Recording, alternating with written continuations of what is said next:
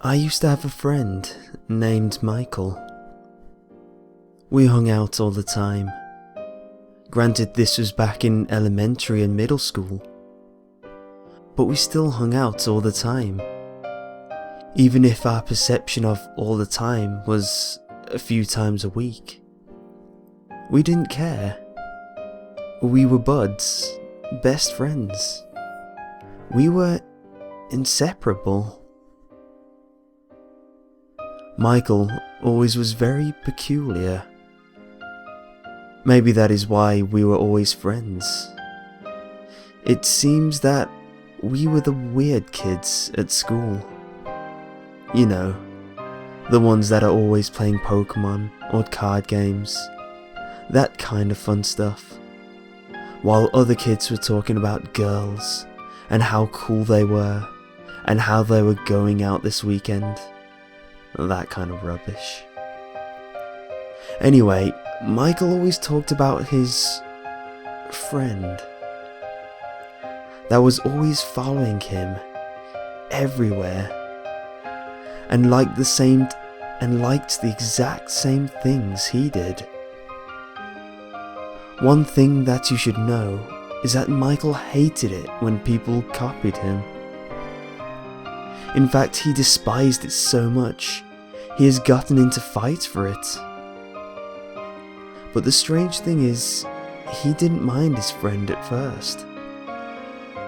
In fact, he seemed to like him more than me.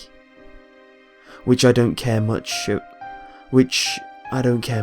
considering I hadn't ever met him, nor did I think he even existed at the time.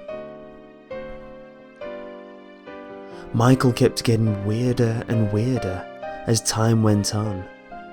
At some points, he would be borderline schizo.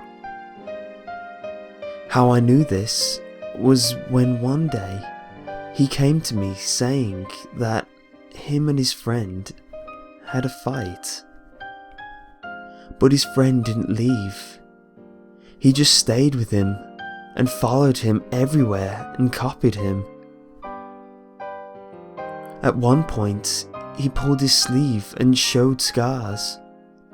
And he said that he was testing him to see if he would copy him to a certain extent. He did. Michael said no matter what he did, he couldn't fight his friend. The police arrived at my door with bad news. Michael had killed himself. I walked into his house to see how his mother was, and if there was anything I could do to help.